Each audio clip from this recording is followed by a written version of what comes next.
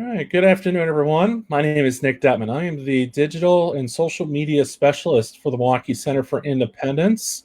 As you may know, that June is National PTSD Awareness Month, where we try to raise awareness about the complications that people may have who suffer from post-traumatic stress disorder.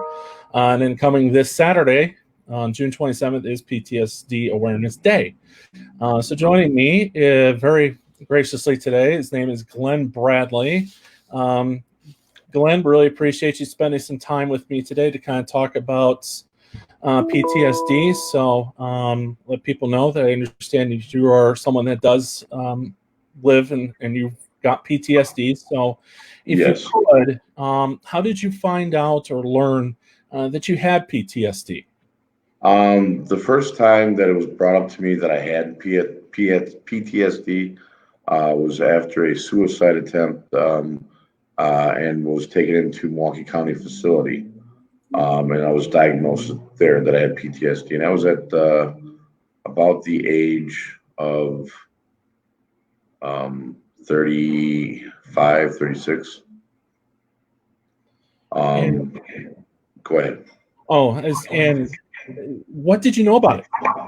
Had you ever heard Um, when they died, when they said, "Yeah, we think you have PTSD"? What was your reaction? um, Did you know My, anything about my my first reaction was like, I'm not a Vietnam vet. I didn't, I kind of felt weird about telling people that because, that's what you always usually associated with is somebody that went through trauma, going through a tour in Afghanistan or whatnot. Um, and it took me a while to understand it. It took me a while to get the right psychiatrist to kind of break it down to me and give me to understand what the triggers were and what the mechanisms are that are involved with it. it? And about how many years ago was this now? You say you were about in your mid 30s when you were diagnosed I'm with it? 45. I'm 45 now, so that would be about 12 years ago.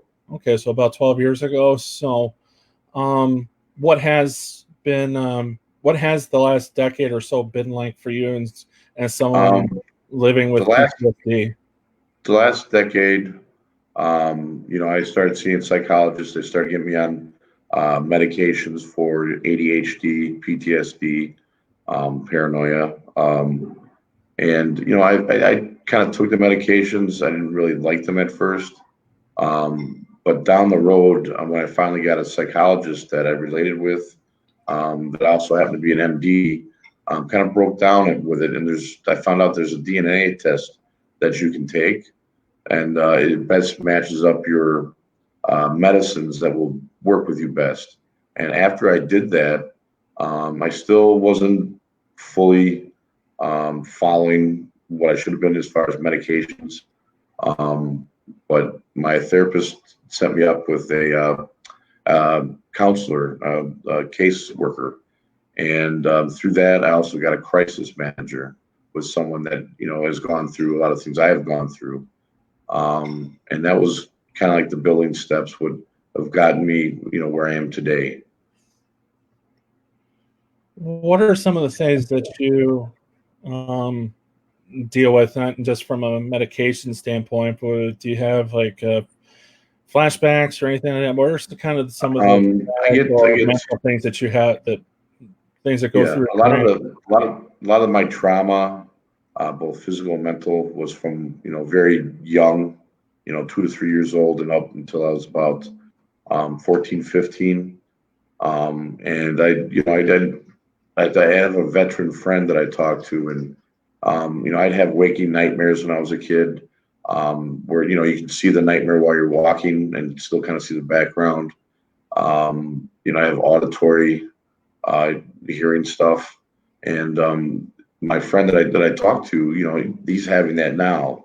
At his age, because it's recent for him, serving in Afghanistan, and I kind of see the relation between that.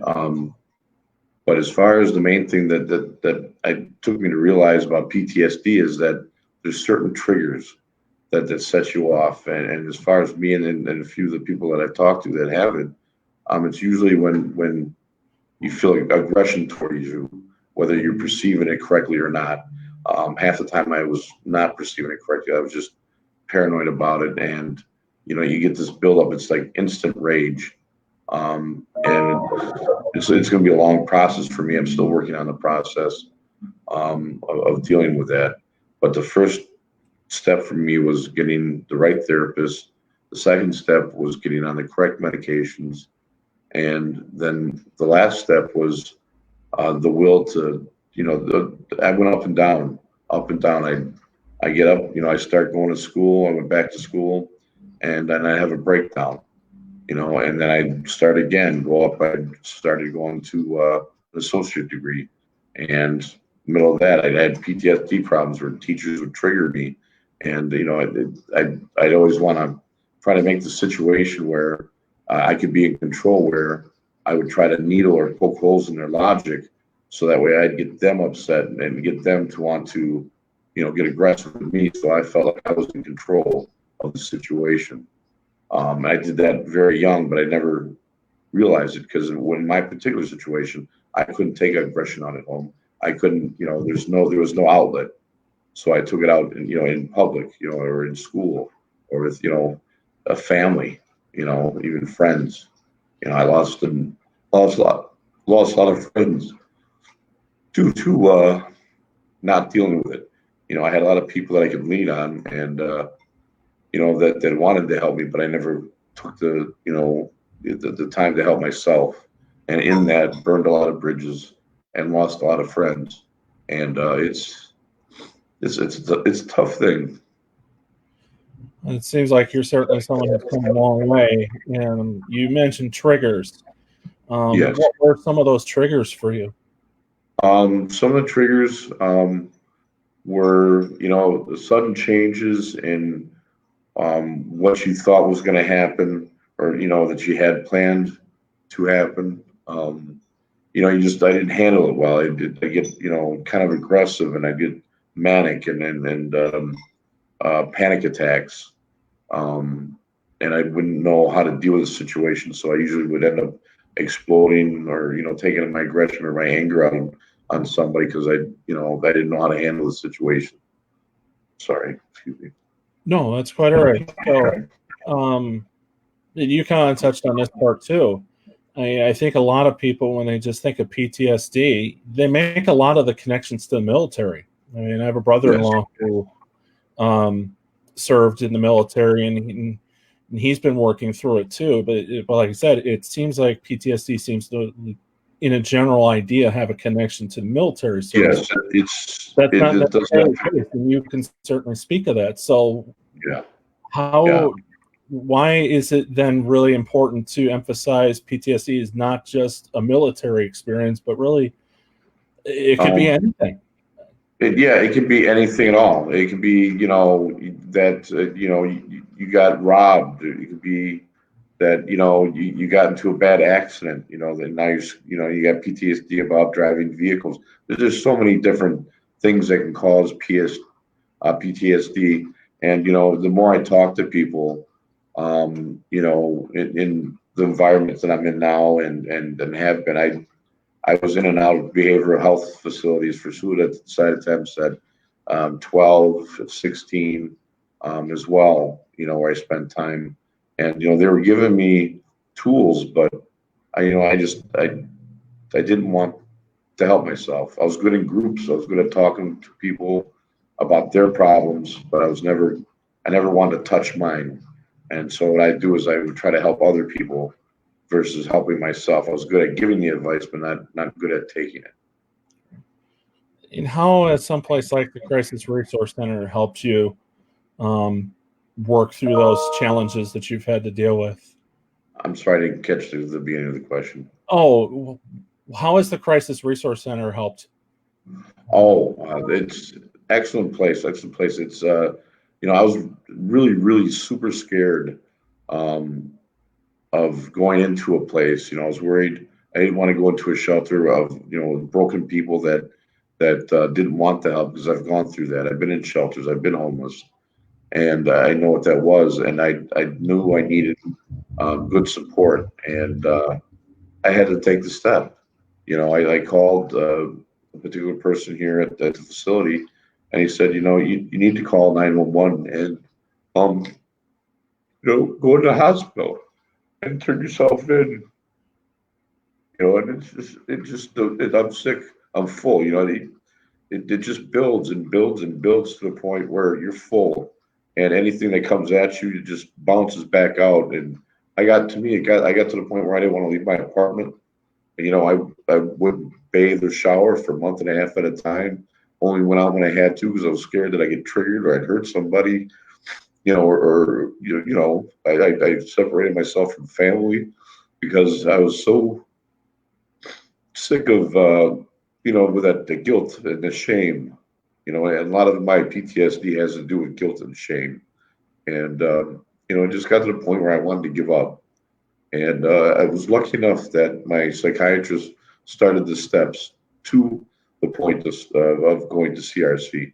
CRC has been nothing but great people. The people that I meet here, I've been able to go to when I'm breaking down, when I'm having panic attacks, and talk to them. And a lot of people you can read, you find relations or you get to look at things from different points of view, which is the most important thing. Is that for me with my triggers, I need to practice de-escalating, and then trying to look at it from the other point of view of the person that I'm getting aggressive, or I feel like they're getting aggressive with me, so I can make sure that I'm not perceiving something wrong, and maybe possibly work it out at that moment so you don't hold on to it. You don't ruminate on it. And that was my biggest problem. Is I'd always ruminate on the negative things, things that I can't control. And one of the last time when I was 16, I had a counselor tell me that if you can't control something, why are you wasting energy on it? And why do you ruminate on it? Why? Because it's just a negative space. You're not in a positive space. And but the main point is that with CRC. Is that I was so surprised because like I said, I was scared. I had a suicide plan. I had it worked out, and what scared me the most is I was comfortable with it. I was set and ready to do it. But lucky enough, I had somebody talk to me. I had my nephew that I'm very close to, come see me one night, before I was going to make that step, and I called my crisis support person that I got through my I'm sorry, my caseworker, and yeah, it led to coming to CRC, and like I said, I want to give to CRC as much as I can. If I had the money, I'd donate. It's a great place. It's a great place for resources. They're not going to let you go back out homeless. They'll find, whatever solution they can for you. But it's also big that you take the opportunity while you're here, write down lists and really try to work on what you need to work on and keep on the positive and know that, yes, you're going to get a lot of emotional and pain come up when you go through what you don't want to go through. Right. So yeah, so Glenn, maybe on this one, if this question here, if you of today saw you of, we'll say 15 years ago, what would you tell them about how to deal with PTSD? What would your advice be to you of 15 years ago? Is to take a step back. Again, not to try to control things you can't, and really reach out, get some help. There's people out there that that's what they do for a living. They want to help you. This is something that I'm gonna try to do is become a certified peer support. Just because it's such a great thing to have people to help you out. It's a hard step to ask for help, but when you have PTSD and you need help. It's not something I thought I could solve myself. For years, I thought taking pills was just chemical lobotomy. I used to say, but you got to get the right circumstances going. You got to make a step and then just take the next step, and make a list and just keep doing positive things, you know. All right, Glenn. Well, I really appreciate you taking some time out of your day to talk with us and kind of share your experiences and advice. Sounds like you're someone that's definitely come a long way. So certainly want you to keep encouraging and to do that. And Yeah. It's a progress that's not going to end. It is a process that it gets easier to talk about. It gets easier to deal with. But it's a long road, and I don't see it really ever ending. You got to keep working on yourself because you're a good person. Everybody's a good person inside. It's just how they deal with the things that they live through. Yeah, that's definitely great advice. So, Glenn, we certainly rally behind you and others such as yourself who suffer from PTSD, and keep fighting. You've got people. I am. I can't. I'm going full forward. Full blast. You just gotta. You gotta let things go, and you gotta get into it and work the process. And then being TRC is I can't say enough about the staff and about even the clients here. It's a great place. All right. Well, Glenn, enjoy the rest of your day. Enjoy the rest of the weekend, and have a happy 4th of July coming up next week. Oh yes, I plan on it. Thank you very much for the talk. This is good for me as it is for anybody else that may listen and maybe catch on to something. So perfect. Well, it was a pleasure chatting with you, Glenn. Have a good rest of your day. you as well. Take care, Nick. All right. Thanks, Glenn. All right. Bye-bye. Bye-bye.